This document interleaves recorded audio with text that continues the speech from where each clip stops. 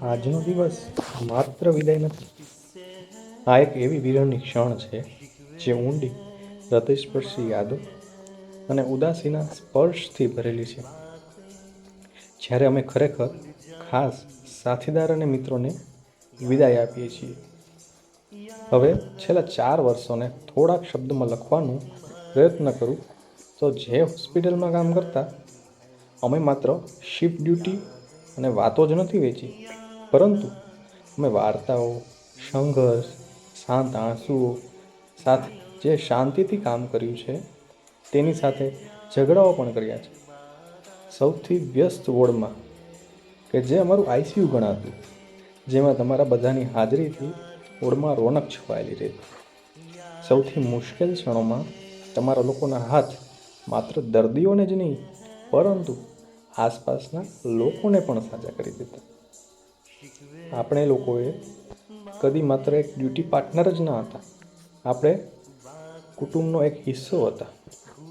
પછી ભલે ને કોઈ લાંબી શિફ્ટ દરમિયાન માયાળુ શબ્દ, લાંબી નાઇટ ડ્યુટી પછીનું સ્મિત સાથે જય શ્રી કૃષ્ણ, કે પછી જ્યારે પરિસ્થિતિ ગંભીર બની જાય ત્યારે તમારો અતૂટ ટેકો હોય. જેમાં પણ મને સ્પેશિયલી કે ચા કે નાસ્તા માટે ફોન, પાર્ટીઓ કરવી, ફરવા જવાના કિસ્સાઓ, એમાં પણ હા વિડીયો એડિટર, હા હા હા, કે કોઈને ચીડવવામાં પાછા ના પડવાના ગુણ. તમે લોકોએ જીવનમાં ઘણો બદલાવ લાવ્યો છે અને એ તફાવત તમારા ગયા પછી પણ ઘણો સમય અમારી સાથે રહેશે.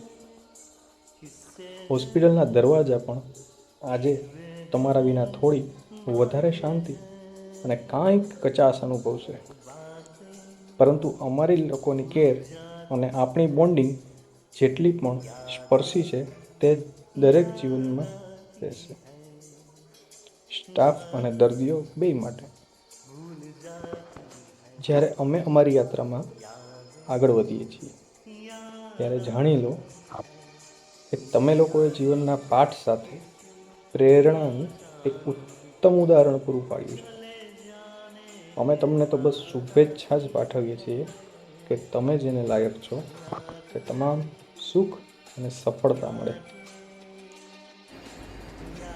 અને અમે આશા રાખીએ છીએ કે આપણે બધા ક્યાંક ને ક્યાંક કોઈક દિવસ ફરીથી ભેગા થશું ને એને જૂની યાદો હતી એ જ પરોને ફરીથી માણીશું.